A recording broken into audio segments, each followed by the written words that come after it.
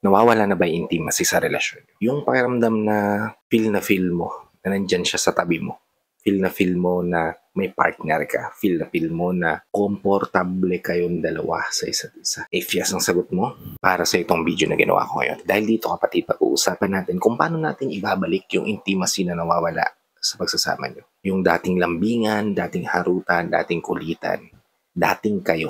Kung interesado ka malaman kung paano mo maibabalik ang mga yan, tara kapatid, pag-usapan natin yan. Just keep on watching.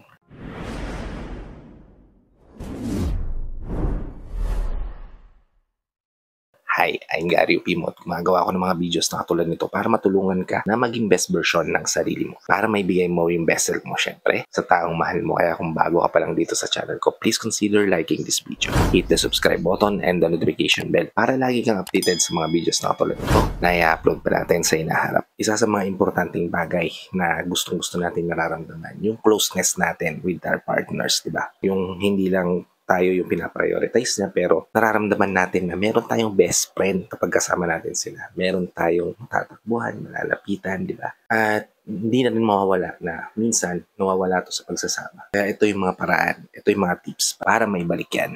Una, i-prioritize nyo yung mga small acts of affection. Ano-ano ba yung mga ito kapatid? Ito yung mga simpleng holding hands, mga ganyan. Simpleng pag-compliment sa partner mo. Simpleng pagsasend sa kanila ng mga thoughtful message, yung pinag-isipan mo talaga para ma-feel nila na importante sila sa'yo. At syempre, yung mga simpleng meaningful na hugs na nagmumula sa kanila. Diba? Kapag na-feel natin yan sa partner natin, tapos out of nowhere, nararamdaman mo yan sa kanila. Ibig sabihin kapatid, mas easy sa inyo na maging intimate sa isa't isa. Mas easy na maramdaman nyo yung closeness nyo. Ikalawa, gumawa kayo ng oras na kayong dalawa lang. Just the two of you. Sa panahon ngayon, pag nagkaroon tayo ng supling, mas pinaprioritize na natin sila.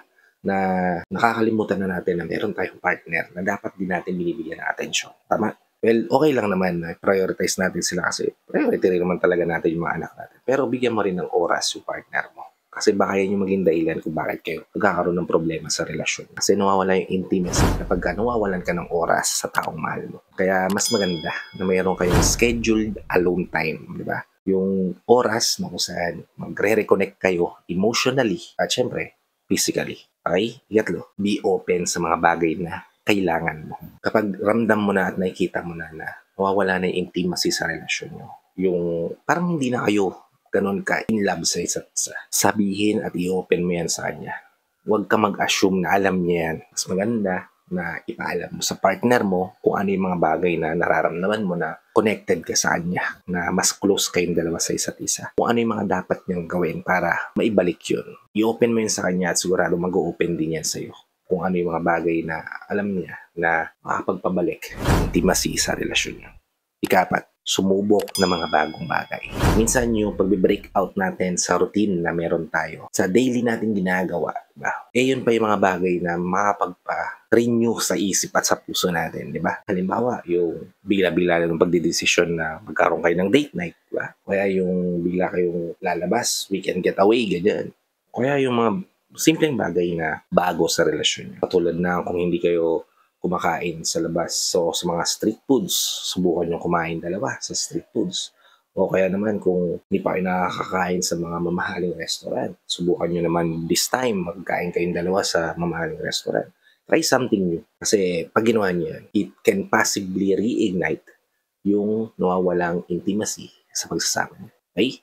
Tanging kalima, huwag mo hahayaan na ma-stress ka. Yung daily na stress natin sa buhay can ruin our relationship too. Kailangan yung tulungan nyo isa't isa na mag-unwind kapag nasa ganito na kayong sitwasyon. Pwede kayo mag-usap ng masinsinan, mga simple conversation. O kaya naman yung pagbaback massage mo sa partner mo. Masahin mo lang siya sa likod. O kaya yung mga bagay na katulad na i-offer mo yung mga emotional support mo, di ba? Pakinggan mo lang siya ng maayos, di ba? I-open mo lang yung tenga mo sa kanya. Let him talk, ganyan, o let her talk. Yan yung mga bagay na makapagpabalik ang intimacy sa pagsasama niya. Bottom line is, kailangan mong fokusan din yung partner mo. Paminsan-minsan, hindi mo naman kailangan buong taon nakatutok yung attention mo sa kanya. Ang importante lang, may paparamdam nyo sa isa't isa kung gaano kayo kahalaga para sa isa't isa. Para yung feeling na nag-fade sa puso nyo, manumbalik, ma-reignite, at maging maayos na ulit kayong dalawa para sa mga susunod pang taon na magkakasama kayo together. And I hope nabigyan ko kayo ng tips, ideas, o insight dito sa video na ginawa ko ngayon. If nabigyan ko naman kayo ng tips, ideas, o insight, please help me share this to your loved ones na posible rin natin matulungan ng video na to para nakatulong na kayo sa kanila. Nakatulong na rin ako sa kanila.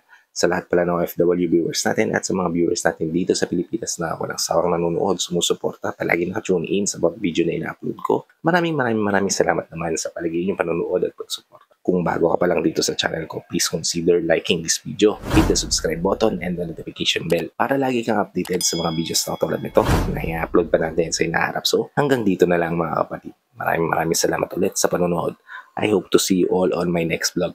Ingat ka din palagi kapatid. May God bless you and always protect you. Peace. Whenever your heart is broken.